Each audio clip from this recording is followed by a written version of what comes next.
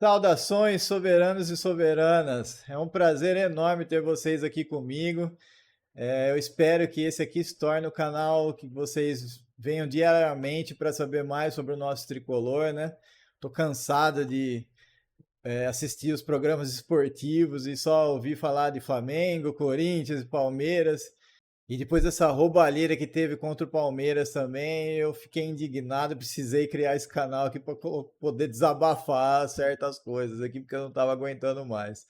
Eu espero que vocês venham comigo, a gente vai ter bastante notícia, provavelmente diariamente aqui, e tomara que esse seja um ano abençoado para o nosso tricolor, né? Vamos lá. Vamos começar então falando do tricolor na Libertadores, né? O Zinho, que é comentarista da ESPN, falou que o São Paulo está entre os favoritos dele para conquistar a Libertadores. Ele falou que apesar do Flamengo, do Felipe Luiz estar jogando muito bem, né? Ele coloca junto com o Flamengo o Palmeiras, né? Que é uma força nesses últimos anos, mas que na minha opinião está um pouco abaixo esse ano aqui. Eu acho que vai ser um pouco mais fácil da gente dar fim neles na Libertadores. Falou também do Botafogo, mas eu acho que o Botafogo também desmanchou o time. Não sei se está com essa bola toda, não, que o Zinho tá falando. Ele falou também do Internacional, mas eu também não sei se o Internacional tem essa força. Ele tem bons jogadores, mas chega na hora H, eles dão uma patinada lá. Então, também não sei se tem essa força para disputar a Libertadores, não. Ele falou também do Racing, esse eu concordo, eu acho que é um time que a gente tem que abrir o olho, porque ganhou a Sula, tem um time bem arrumadinho, e eu acho que vai surpreender muita gente na Libertadores esse ano. E obviamente falou do São Paulo, né? O São Paulo é favorito em qualquer Libertadores que ele entra. A gente é tri, tanto Mundial quanto a Libertadores, fomos os primeiros tris, então coisa muda de figura quando é o São Paulo que entra na jogada nesse tipo de campeonato, né? Obviamente que vai depender muito do Zubeldia saber montar os times também, né? Porque a gente vai estar jogando ao mesmo tempo Brasileirão, Libertadores, depois Copa do Brasil. Quer dizer, se ele tem aquela teimosia de não usar os meninos da base, se ele continuar com essa teimosia, ele vai acabar estourando um Oscar, um Lucas Moura, e aí nosso time enfraquece demais, né?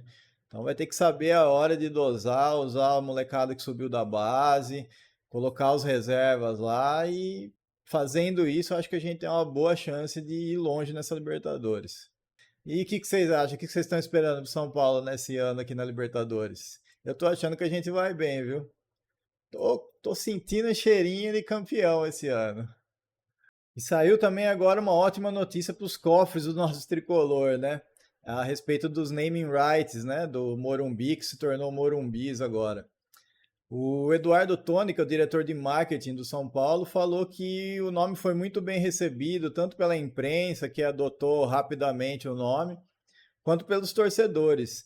Além disso, a Mondelez teria ficado também bastante satisfeita, porque teve aquele sector right, né, que seriam alguns setores do Morumbis, foram batizados com nomes dos produtos da empresa, né? E que agora novos setores vão seguir essa linha, que vão ser batizados com outros produtos da Mondelez. O diretor disse também na ESPN que espera contar com a parceria da Mondelez até o centenário, né, do São Paulo, que é agora em 2030, e que as negociações para prorrogação desse contrato vão acontecer agora no segundo semestre de 2025. Tomara mesmo que essa negociação se concretize, né? Na minha opinião, a mudança do nome foi pequena, de Morumbi para Morumbis. O novo painel que foi instalado esses dias está muito legal, eu gostei.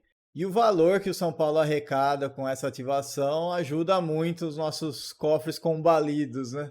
Ainda mais agora com a notícia que acho que até o final de 2024 a dívida do São Paulo vai chegar perto do 1 bilhão de reais. A gente precisa sair dessa, São Paulo. Vamos, diretoria, vamos, presidente. E o jogo treino que ocorreu entre o São Paulo e o São Bernardo, agora no dia 22, sábado, acabou 4-2 para o nosso tricolor. Os gols foram do André Silva, do Ferreira, do Matheus Alves e do Rian Francisco. Tinha que ter gol do Rian Francisco, né? O técnico Zubeldia escolheu usar dois times diferentes em cada etapa de 45 minutos. No primeiro tempo, entraram em campo o goleiro Rafael, o Igor Vinícius, o Arboleda, Sabino, Enzo Dias, o Luiz Gustavo e o Alisson. O Oscar, o Luciano, o Ferreira e o André Silva. As boas notícias de quem estava lá e assistiu o jogo é que o Luiz Gustavo conseguiu jogar e jogou bem, foi consistente no jogo. E o Alisson voltou para a posição onde ele performa mais, que é a de segundo volante, né? O Caleri foi poupado e fez um treino separado. E o Lucas Moura, ele tá com uma lesão no joelho, né? Que a gente espera que esteja resolvida até a estreia do São Paulo no Brasileirão sábado. No primeiro tempo, o jogo terminou 1-0 para o São Paulo com o gol do André Silva, né? Tá numa fase artilheira também. Galera que não abre o olho, não. Aí no segundo tempo entraram em campo o Jandrei, o Cedric, o Juan, Alan Franco e o Wendel, o Negruti, o Marcos Antônio e o Matheus Alves, o Eric, o Lucas Ferreira e o Rian Francisco. Com essa formação, o São Paulo venceu o jogo por 3-2, com gols do Matheus Alves, do Lucas Ferreira e do Rian Francisco. Eu nem vou achar ruim do São Paulo ter tomado 2 gols com essa formação, porque com o Jandrei no gol a gente já sabe como é que a coisa funciona, né? Os bastidores de quem assistiu o jogo na segunda etapa falaram que o Negruti, o Matheus Alves e o Ferreira foram muito bem também. Vamos ver se o Zubeldia anima de usar os garotos nessa maratona de jogos que vem pela frente, né? Pelo menos dar uma misturada no elenco, alguma coisa desse tipo. Vamos ver o que ele vai aprontar. E o Oscar que deu um cala-boca, Magda, na Leira Pereira do Palmeiras, hein? Vocês viram que ela falou que só jogadores mais velhos reclamavam no gramado sintético, que já deveriam ter encerrado a carreira, né? E por isso estavam reclamando. Aquele chilique mimizento que sempre vem dela, né?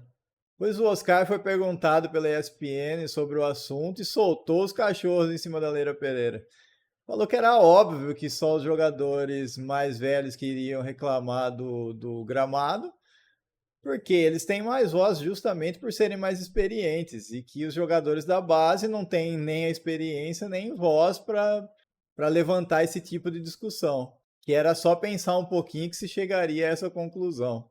Arrematou dizendo que a Leila Pereira sempre dá essas declarações polêmicas, que é normal dela, né? E aí, o que você achou do comentário do Oscar? Eu achei que ele deu um tapa de luva de pelica merecido na bruxa do 71 do Palmeiras. Hein? Fala o que quer, ouve o que não quer, não é assim? E agora, a melhor notícia do domingo para nós soberanos tricolores. O Alexandre Zanqueta, que tem várias fontes dentro do São Paulo e também é torcedor do nosso tricolor, soltou um vídeo logo cedo falando que o pré-contrato entre o Evangelos Marinakis e o São Paulo foi assinado finalmente. Esse pré-contrato seria o interesse do Evangelos Marinakis em compra e venda de jogadores da base. E agora que tudo vai começar de verdade, né? As discussões sobre as cláusulas contratuais, os valores investidos que dizem nos bastidores que vai chegar até 600 milhões de reais. Qual parte desses valores que vai ser usado para dívida? Qual parte que vai ser usada para contratação de jogadores da base e qual parte que será usada para contratação de jogadores do time titular, né, do profissional? De quando em quando que seriam feitos esses aportes financeiros, né? A apresentação para aprovação no Conselho do São Paulo e tudo mais relacionado ao assunto. Caso esse contrato seja fechado mesmo no final da negociação, o São Paulo deixa de ter parceria com os outros times, deixa de ter sócios empresários dos jogadores dessas bases e vai ter como único sócio o Marinakis, né, o bilionário grego, fazendo com que o São Paulo possa contratar joias raras das bases nacionais, né, e por que não internacionais, e que possa contratar também jogadores que estejam muito mais prontos já para estrear no São Paulo, e não mais aqueles jogadores que precisam de todo um trabalho para começar a desempenhar um bom futebol, né? Fora que se abre uma janela muito mais rápida para os jogadores do São Paulo irem para a Europa, né? Porque o grupo do Marinakis tem o Olympiacos na Grécia e tem também o Nottingham Forest na Inglaterra. É um time de Premier League, né? E abre espaço também para que esses jogadores, se não estiverem sendo utilizados lá no Olympiacos e no Nottingham Forest, eles venham para o tricolor também, né? Fora que abre uma chance muito maior para uma SAF no futuro no São Paulo, né? E com certeza, se esse contrato se fechar, o Marinakis vai ter alguma preferência caso o São Paulo resolva se tornar uma SAF, né? que está se tornando cada vez mais provável no futuro. Tomara que dê tudo certo e o presidente do São Paulo e os diretores consigam negociar esse contrato como se a vida deles dependesse disso, né? E que usem parte dessa grana que vai entrar para sair das dívidas com juros mais altos que o São Paulo está pagando, que é o que está sufocando o time, né? E isso vai deixar o São Paulo com melhores condições para fazer contratações, vai parar de atrasar os direitos de imagem dos jogadores e também vai dar fôlego para que o São Paulo consiga vender melhor os jogadores da base, né? Que não aconteça o que tem acontecido ultimamente, que a gente está doando os jogadores ao invés de vender. Principalmente porque a gente tem uma safra muito boa de jogadores na base, tanto esses que subiram para o profissional, como os que estão estreando já na base, que estão indo muito bem. Então dá para fazer uma grana boa com a venda desses jogadores.